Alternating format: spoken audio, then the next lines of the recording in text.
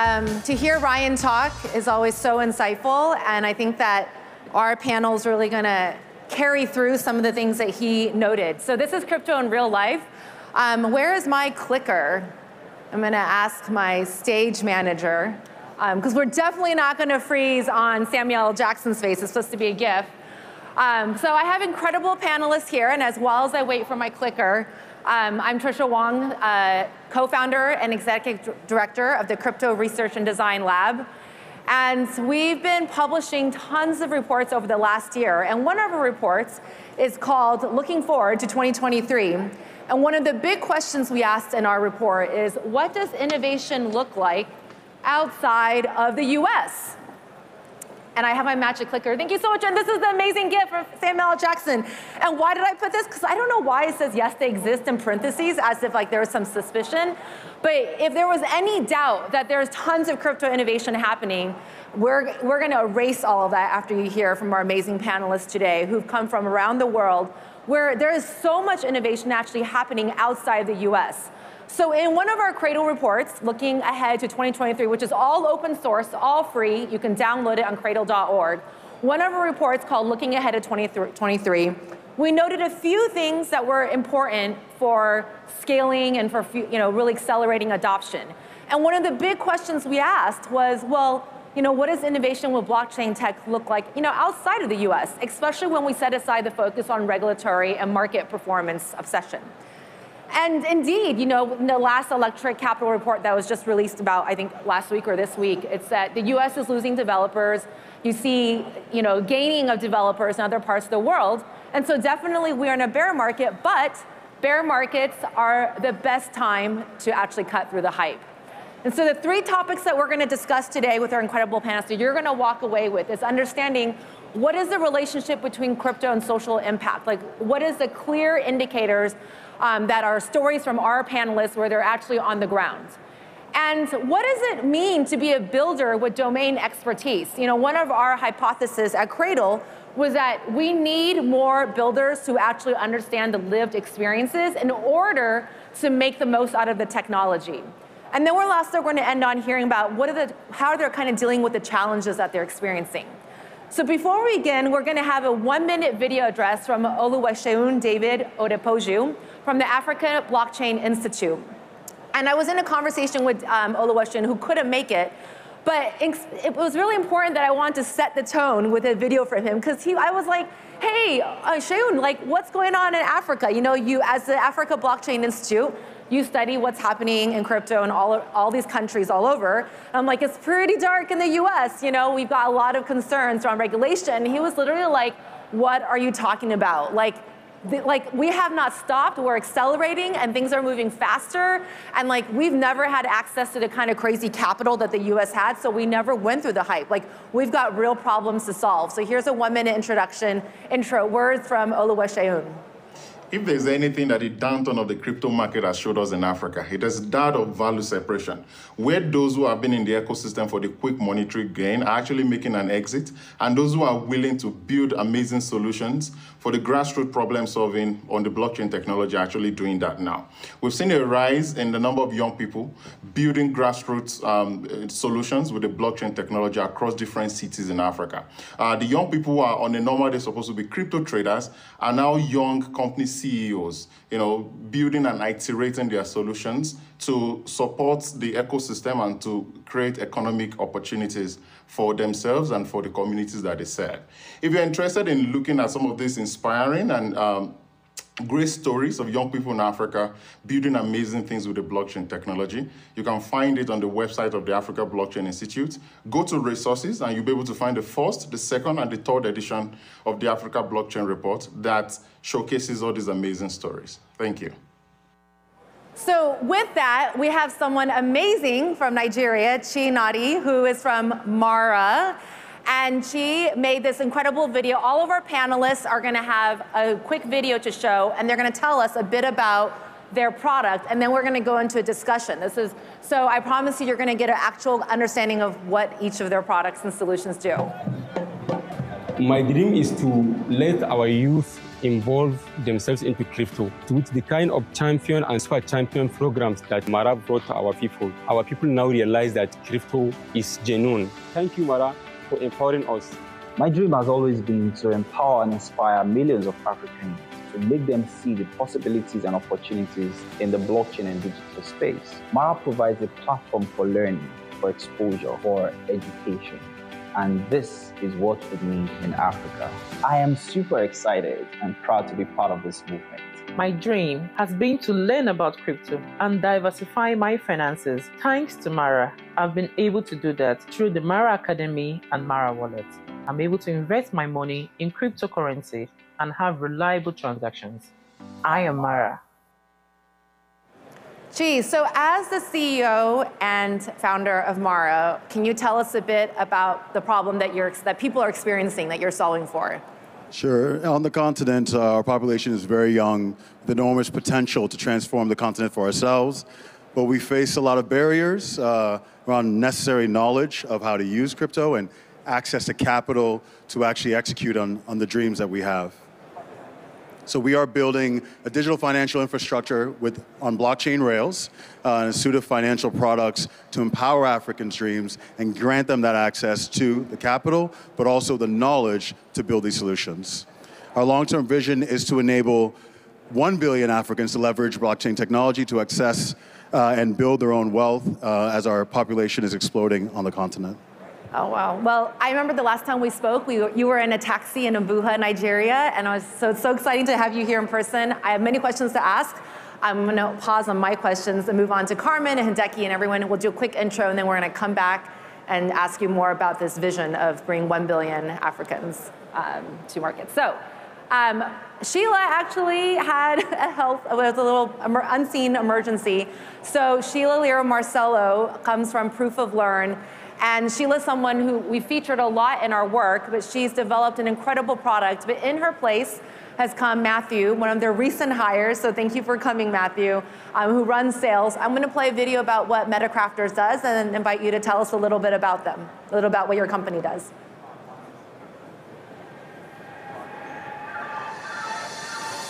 Proof of Learn aims to provide equal access to high-quality education and next-gen jobs across the globe. How do you intend to go about achieving this? You know, access to what we call new next-gen technologies, they're often only available in developed countries, but we're bringing it online to make it accessible to all across the globe. Our vision is to be the leading educational platform in the metaverse, and our first project is called MetaCrafters. You know, for us, we always say, our aspiration is that we get the next million Web3 developers on the platform. Our mission is to find talent across the globe and give them an opportunity to learn and earn, as well as get jobs, and advance and improve their income. Join us at metacrafters.io. Okay, Matthew, what problem is MetaCrafters solving? Yeah, so MetaCrafters is solving like blockchain and AI, ML, and evolving. It's like evolving very fast. So these engineers must have this new skill.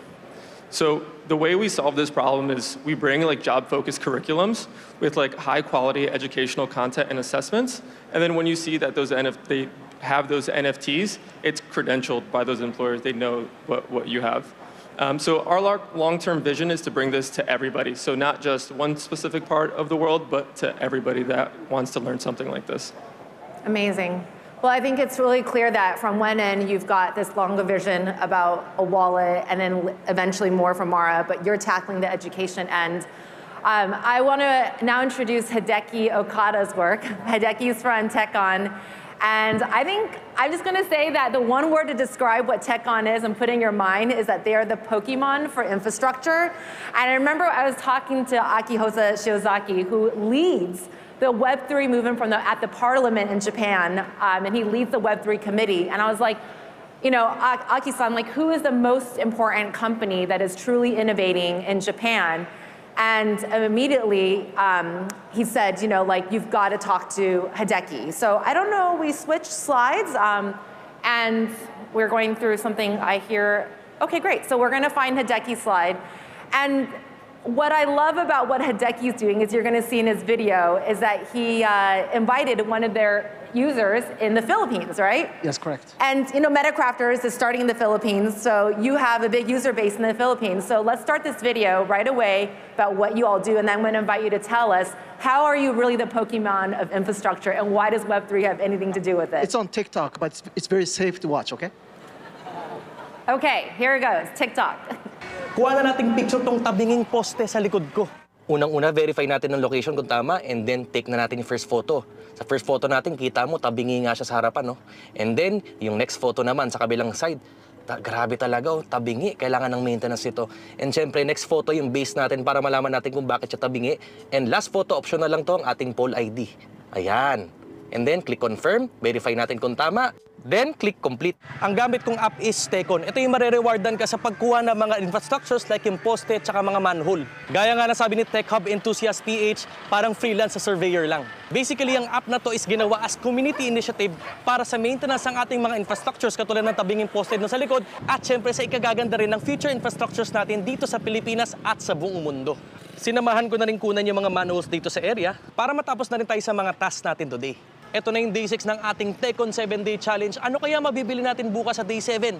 At kung wala pa kayong Tekon app, download nyo na lang sa iOS and Android at pwede nyo gamitin yung code ko sa taas para may libreng WEC points ka. Alright, excited na ako bukas! God bless! Amazing. So what is the problem that this person in the Philippines is experiencing? Actually, it's happening also in the US, is aging of the infrastructure and nobody taking action. And that people are indifferent about. And who's ever doing maintenance is getting old. There's no people want to work on this workforce. So we got to use Web3, citizens get involved, solve this issue. So we provide the platform to upload all the infrastructure available that citizens can take. And we'll use that data, we apply this data to our municipal or government so they can use it for their maintenance, and that cost goes down. Your bill's gonna be, not gonna skyrocket. So that's what we're trying to solve. Amazing. Yeah. And what's the long-term vision? Obviously, we're gonna go Tekon all over the world. Right now, it's only available in Asian countries, but we would love to bring it to US. But, there's a regulation issue that we have to tackle. It's a crypto. So we want to do Pokemon, like a Pokemon, Tekon all over the world. All right, we have a lot more questions for you, Hideki, so we're gonna hold off on that. Yep. I'm going to go to Carmen Head, who is from the UNHCR, the UN High Commissioner for Refugees. And I love that when I first saw this project, Stellar is one of our partners for our reports at Cradle. And when I saw this project, this is such an innovative project that you're going to see. And then I saw the person leading it was the actual corporate treasurer. And I'm like, how is that possible? Usually corporate treasurers are not as innovative, but you're gonna find out very soon that Carmen is incredible and such a model for what all CFOs and treasurers should be doing. So I'm gonna play the video and feel free to narrate a bit about what we're seeing. But essentially Carmen had, we thought it'd be really cool to show the actual UX experience of what we're seeing. Can you tell us a little bit about this UX experience here of the solution for refugees? So here you're going to see actually the wallet, so how cash assistance is delivered. So you can see by a few clicks, actually, cash assistance reaches the refugees. So keep in mind that UNHCR's population to take care of is something like 100+ million that are on the move. So our objective is really to provide people with options to receive the money and then to be able to do what they need most.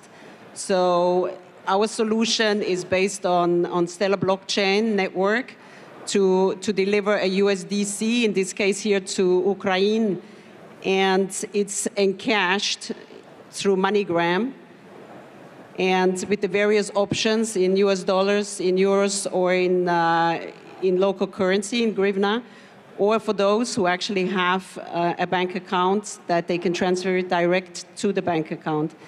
Our objective is obviously to provide refugees with what they need in the first instance, their livelihoods, and also to make sure that financial inclusion is actually provided to them as well going forward. So to us, this product really provides a financial gateway using blockchain, reaching the people in need in a speedy way, secure and accountable.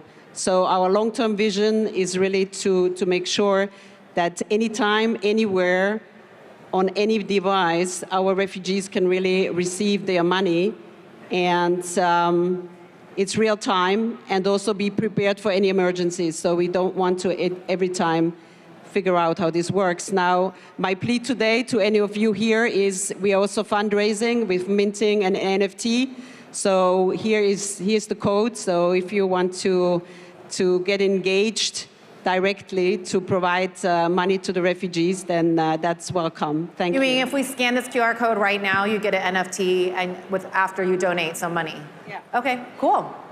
Well, with that, I want to move into the discussion time now that you actually have seen viscerally what their products do, what each of our panelists' products do. We want to go into really talking about social impact.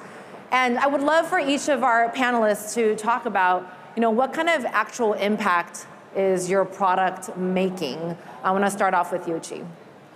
Sure. So we're building an ecosystem. We like to call it a Binance for Africa, a Coinbase for Africa. So that's not just our wallet, which 4 million Africans have signed up, which we just launched in December, but it's also our foundation having hackathons for building out the developer ecosystem.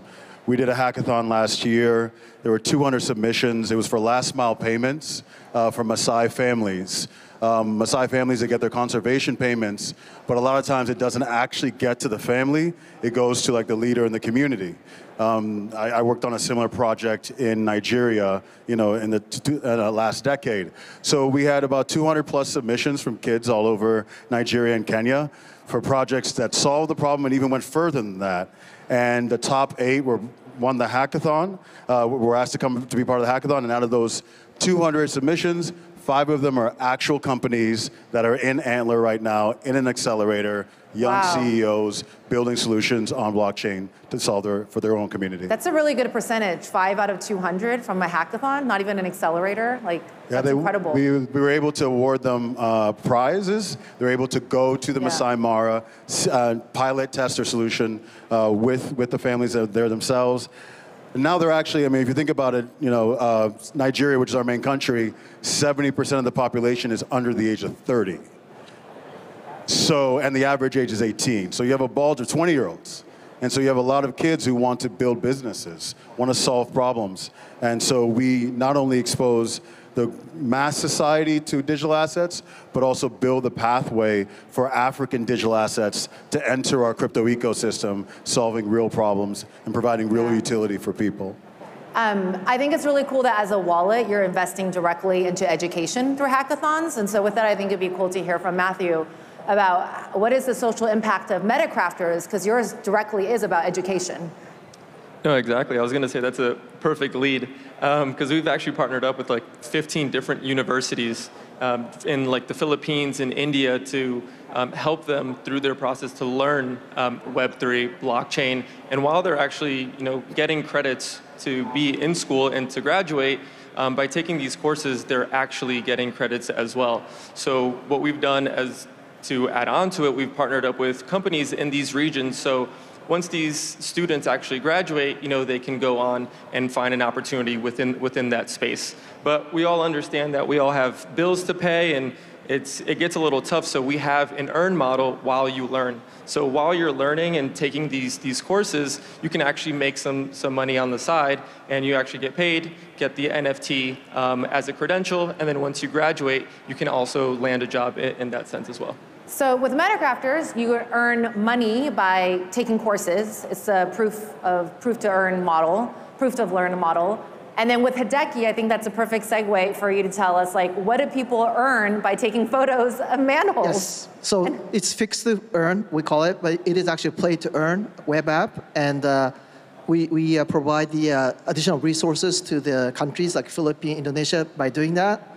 At the same time, for the infrastructure company side, for them to take a picture, for example, for the power pole, it's going to cost, let's say, $9. But buying from us, it's probably $3 we sell to them. So there's a cost saving to that. So the benefit goes to both ways. And at the end of the day, we call our app players, not players, we call them citizens. So we empower the we give empowerment to the citizens to maintain their own infrastructure. That's really good because they have a good awareness and they understand the condition of the infrastructure so that it's more transparent. And what exactly is the benefit then to people? I'm a little, can you make it more clear what's the benefit to people when other people are documenting photos and infrastructure companies are buying them? Like, what do you get out of this? Like, what would I get out of this if? Well, citizens will earn, our tokens, which they can exchange for money. What if I'm not the one taking photos? Obviously, the bills that you pay will be deducted because I would assume that infrastructure who can save money for doing this will reflect into their bills. Right. And the way I remember you explained it to me is that infrastructure companies don't know when to exactly do the repair, or they allow the repair they don't do the repair often. Yeah, exactly. So this also helps the infrastructure company to digitalize the infrastructure. Because, for example, if you go to your city, ask, do you have all the photo of your manhole in our city? They're gonna say no. They never manage doing that. They just build as they go along. So they can actually digitalize this to do better maintenance for the future.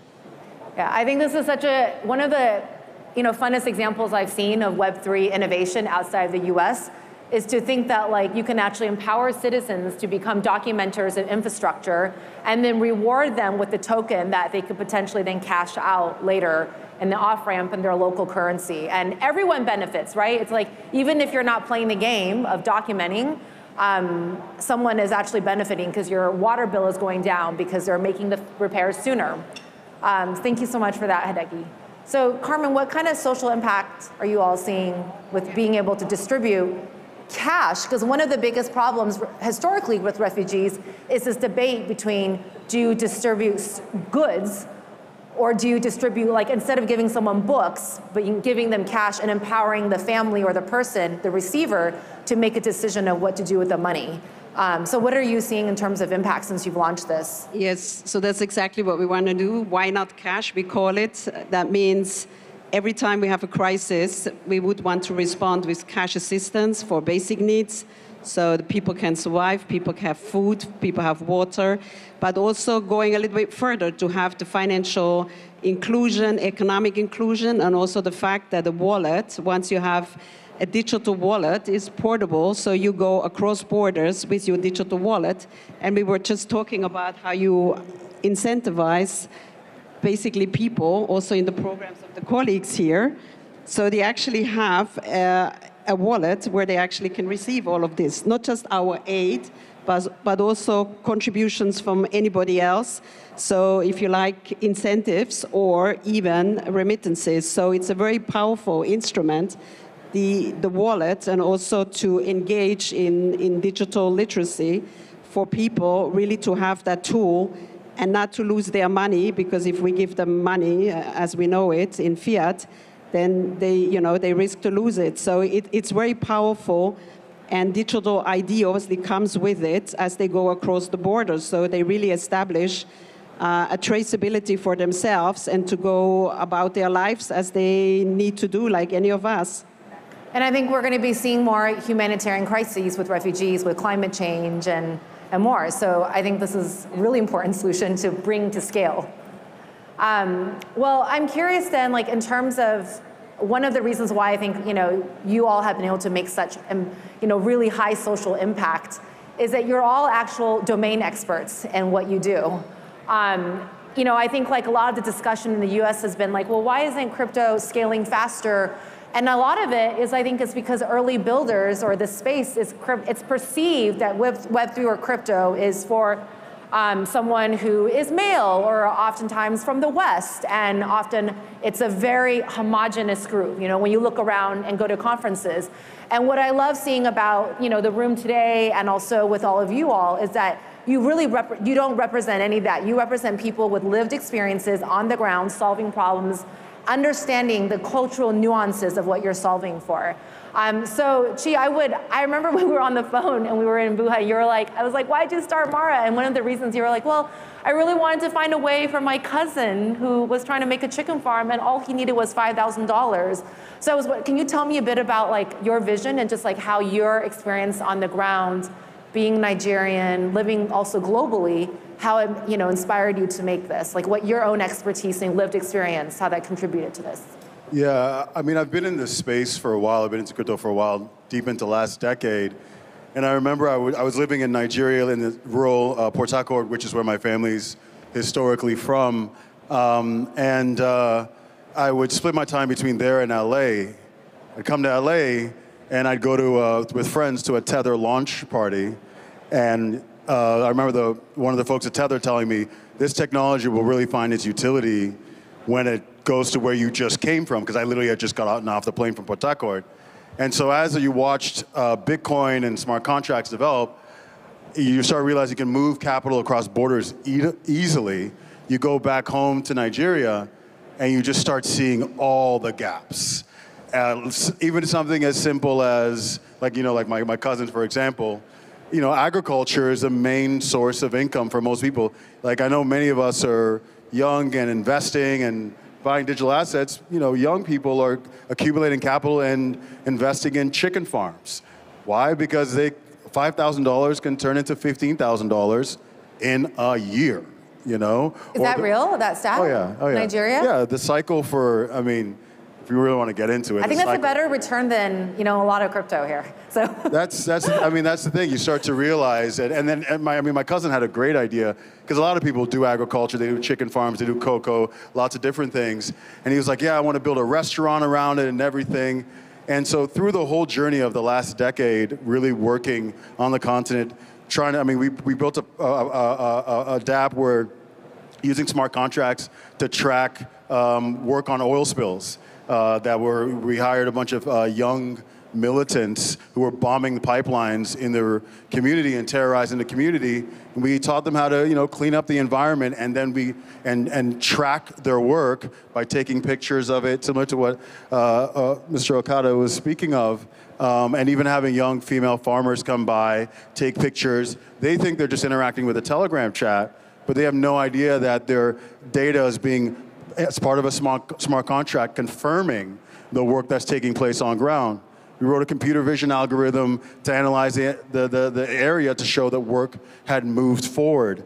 And a lot of really tinkering and such, and I'm sharing this experience because we were just trying to solve a problem, a real problem. 75% of public works capital in Nigeria never gets deployed. It just disappears. That's massive corruption, And so coming from that, you start to see a lot of young people who want to solve those problems, or even just build businesses for themselves.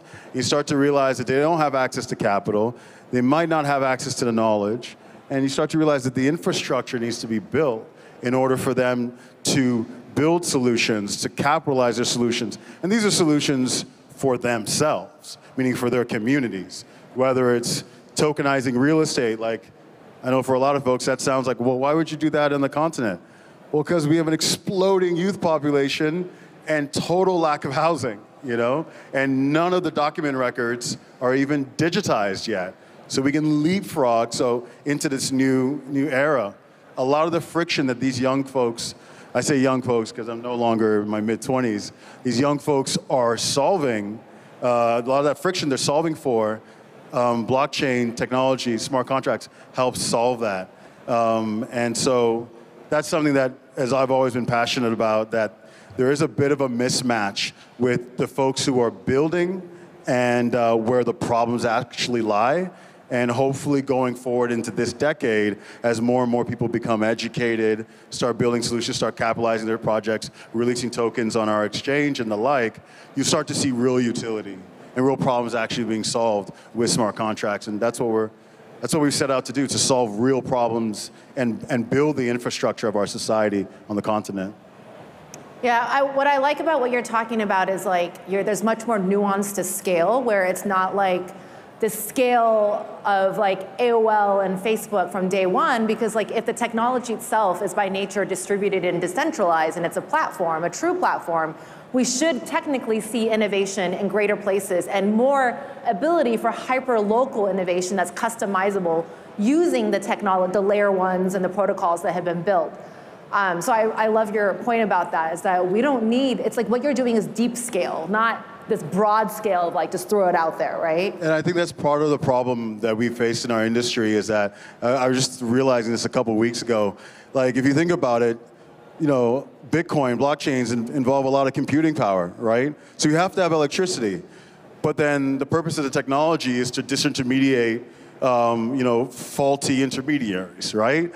But Nigeria, perfect example of faulty intermediaries, but we produce as much power, the entire country, biggest economy of Africa, as the city of Columbus, Ohio. The biggest economy in Africa produces as much power as the city of Columbus, Ohio. So you were never going to have a bunch of Nigerian kids in 2014 buying Bitcoin, mining Bitcoin. And I think that fundamental disconnect in the technology itself has held us back in developing as an industry. And hopefully, as we move into this next decade and the knowledge is widespread, that we'll actually start to see movement forward into real life innovation and utility.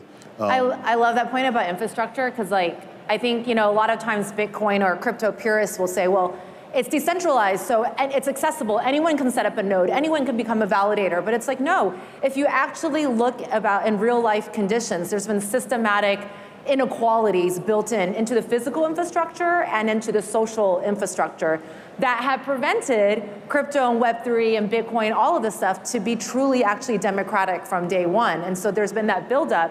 And in a fascinating way, this bear market could be an opportunity for more equalization, for more innovators and builders from other parts of the world to actually do leapfrog, right? And so talking about infrastructure, you're talking about the country of Nigeria produces as much, I'm like, did I hear this correctly? I'm glad you said it twice. I'm like, country of Nigeria produces as much electricity as the city of Ohio, or Columbus, Ohio.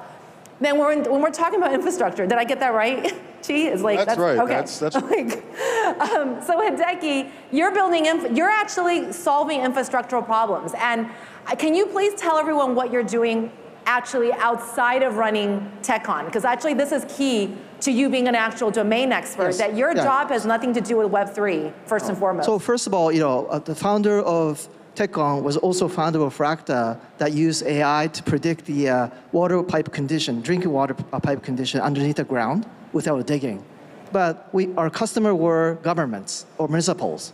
Their action was too slow. So we thought was, how can we decentralize the maintenance to the citizens so that the citizens are aware and they can kind of complain to the city saying, hey, look, what happened to my manhole in front of my house? What happened to my water pipe? So we're giving opportunity.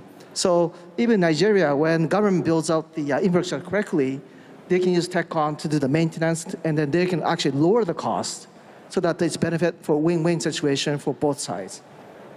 That's incredible. And so what does Fracta actually do then? Like, what do your customers want as the Fracta, the non-TechCon company, right? Fracta actually use AI to predict the leakage of the water pipes underneath the ground without digging. Without digging. Yeah, so we're very expert on the water management. But in order to do that, we have to get data from the city to do this. And they're so much indifferent that, I don't need AI. I know what I'm doing. I'm here for 30 years. I have my model. I don't need you. Goodbye. But that person retires. What's going to happen? So that's the reality of the current situation. Yeah, what I love about TechCon's example is that they're not Web3 experts. They actually are data water management infrastructure experts that came in to saw Web3 tooling as a very pragmatic feature to use to give pressure to the governments, right? And then you as a CEO, you didn't have Web3 experience before this. No, I have not. Yeah, and so what makes, how did your expertise in infrastructure actually help you be the CEO of TechCon or the chief marketing officer also? Yeah, actually, we want to get the citizens involved. How can we get that involved? So we kind of looked at, hey, Web3. So if we can incentivize the citizens by giving our tokens, if they buy our story, they will participate. And we want to make the application as fun as possible, like Pokemon at this time, so that they can have fun at the same time. It really is fun. You get dogs. You get Shiba Inus, right? Yes. You get NFT also. You get one free NFT. It's free to play, and you get one NFT that you can companion with, and you can groom them, you can grow them, so your earning of token goes up. So we have kind of have really fun element into our app. So it's really fun. And We have over many users in Philippines, over 100,000 users already. So I think people are getting it. It's fun. Yeah, I think only Japan would, like you, of course, being the first true Web3 company out of Japan, of course, you would design doggies and Shiba Inus as like... Shiba is our dog. Yeah, exactly. I'm like, you made it so fun and enjoyable that you don't even know that you're in a Web3 experience. You know, it just feels like a game, and you're taking pictures. So it's like you really are the Pokemon of infrastructure. Correct. Well, with that, Carmen, you're a corporate treasurer. And I think you're like the most innovative corporate treasurer I've ever met. How has your expertise actually, and of UN's also, UNHCR's expertise of like managing refugee crisis over decades, can you tell us a bit about how that positioned you and the agency to really work with Stellar and Circle and MoneyGram on this solution? So obviously UNHCR has been for many, many years in that business. So the key is really my motivation here is to make sure that contextually we actually deliver financial solutions in the end of the day. These are livelihoods, but financial solutions to the people most in need, and that they can really go forward with their existence. And obviously, ultimately, they would not need to depend on our assistance. So the motivation really comes from contextually right in that particular country. So we are in 130 countries. So my business as the treasurer is to make sure that we obviously understand how we access the financial ecosystem in each and every country. So we have been doing this for some time. And also there is currency, and of course it's also to make sure that that money ultimately does not disappear. So we obviously want to make sure that the risk of fraud is mitigated as much as we can. So the motivation there really comes that we, with the donor money that we receive, that we really deliver the most value that we possibly can to the people most in need, but that we also include economic inclusion and create that economic multiplier effect. So that means each dollar that really gets into the country ultimately creates, $3 and more. So that really provides for people a funding or a foundation to go forward in their lives. Amazing. Well, with that, I'm also curious, could you speak a bit about why is you the corporate treasurer? Like, why are you so different from all the other ones I've met? Why are you actually taking risks with like innovation? It's usually not a thing that treasurers and CFOs usually do. No, but like I said, we had a lot of people. So the motivation came specifically. So I was incredibly involved in the Afghan crisis with already a lot of people in need. So 40 million people in Afghanistan were in need at that point when the US left Afghanistan. So I have been incredibly busy and with the people to make that difference. And then when Ukraine crisis broke out, immediately we had something like 14 million people on the move. So you need to have systems, processes, procedures in place that you can provide this aid to these people. So in this way, yes, I'm different because I wanted to really provide a solution for people to be able to survive and make that difference, and the fact that we actually can do it, the fact that we can do it, so we need to do it. I love that. I think you're such a model for all corporate treasurers and CFOs, especially with any kind of crypto disbursement, of any kind of USDC or any kind of crypto assets, digital assets, because you're the one, as the treasurer and CFO, you're actually closest to the money and the movement. And you took on that accountability. So thank you for being such a model to everyone. And I hope all corporate treasurers follow your path, especially leveraging Web3 tools. And I know Sheila's not here, but one of the reasons why I invited Sheila, Matthew, was that before founding MetaCrafters, she founded Care.com, which is the largest care matching site in the world. And she founded it because as a mother, she was having difficulty, finding care for her kids. And I'm curious, like even from your 2 months here so far at MetaCrafters, is there anything you want to add to the conversation about domain expertise and what you've seen with the team and solving these kind of solutions? Because you clearly understand the importance of education and you're running sales. No, of course. I think you hit everything on the nail on the head. So cool. Well, with that, we have a few more left. I want to just move on to challenges. What's actually, it sounds like everything is awesome. You're outside the US. You don't have to deal with the kind of regulatory kind of proxy battle, as Sheila Warren calls it. She doesn't even call it a partisan battle. She's like, crypto's become a proxy issue in the US, and it's unfortunate. So you're free from all of that, but do you actually have challenges if you're free from the stuff that's happening in the States? Like, what kind of challenges are you all facing? Well, I mean, moving on what you're saying about regulation, excuse me, because we believe that that the next wave in crypto, but even the next wave in economic inclusion in the world is going to be about Africa joining the economic table. So you have a lot of these young, 25-year-old, 30-year-old kids who know what smart contracts are and building these projects. But in order for them to really scale, you really have to align the governments as well and bring them along. What's happening in the US is not helpful, but fortunately for us, because we do work with the governments, we come to them as teachers, helping them understand what smart contracts are. We work with, that's why we do that through our foundation. Education is very important because we believe educating the entirety of society, everyone from the government actor to the mom to the engineer, because that engineer has got to explain to his mom or her mom what he's actually building, and she's got to get it because she's going to benefit from that actual dApp. So we work with Circle. Circle works with our foundation. They funded us to do this type of education. And one of the outcomes is you end up going to meet with, let's say, the National IT Development Agency in Nigeria, and they say, we would like to have 500,000 government civil servants taught what a smart contract is. And you're like, okay. Now I got to find the money to educate 500,000. That request came to you? Yeah. Wow.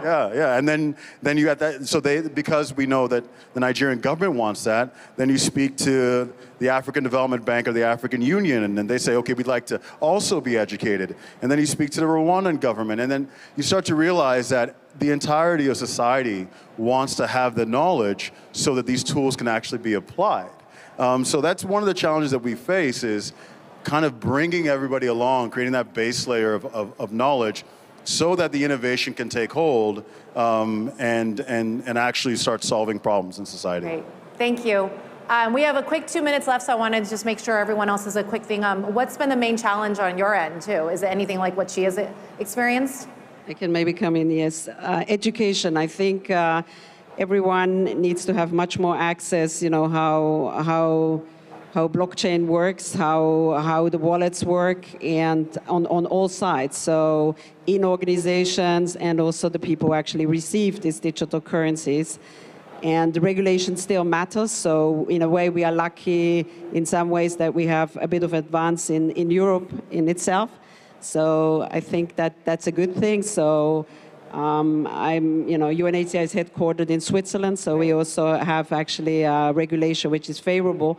So we do actually have counter examples how regulation could work. Great. So, versus the US, but what's happening here in the US is still a concern. Got it. So regulation and education, and Hideki and Matthew? Next? Yeah, I cannot bring TechCon to US. Because our token is classified. So we can't play Pokemon of infrastructure here because of regulators? Yeah, exactly. We got to change this. Where's Crypto Council for Innovation? Yeah, and then US is where it's all needed. And Yes. I can't bring it because of this regulation. That it's a security or is that utility token? We need to tell Gary Gensler, you're not allowing all these people to earn Shiba Inus because of your, lack of regulation clarity. So thank you, Hideki. We got to get you in front of them. Matthew, what's your biggest challenge? Yeah, for us is perception. Just a quick little example is in the Uber, saying that I was coming here, and the guy's like, oh, Bitcoin, I lost money there. But it's like when you really pay attention, it's not what blockchain is, it's an application of blockchain. So kind of like our goal is just to educate people on the application of blockchain and Great. all the different industries that it can be applied to. So I'd say that's our biggest issue. So I want to thank our panelists. Our big takeaways are that truly there's innovation happening outside the US. It's a leapfrog opportunity, and this is a moment to actually where deep scale may actually win over broad scale because of the nature of the technology. With that, I want to end on an announcement that we want to, at Cradle, feature more case studies like this. So we've actually partnered with CCI, Crypto Council for Innovation, who I've mentioned a lot. They are doing the hard work of working with regulators and policymakers as a global organization. And we're partnering to actually create an open call for submissions of case studies. So I'm already going to invite Chi and Carmen Hideki and Matthew, all of y'all, to join and submit your stories. And then our research team, led by Renee Barton, who's in the audience. I don't know if you're here, raise your hand. Everyone find Renee. If you have any more case studies of actual innovation happening, thank you for the lights, amazing AB stage team. Please submit, go to cryptoinaction.org or scan the URL, and we want to tell these kind of stories in the form of evidence-based research so that we don't have any of these kind of challenges, especially around regulators. Thank you so much, and I hope we've convinced you that there's tons of crypto in real life happening, in particular outside the US. All right, have a good rest of your panel or conference.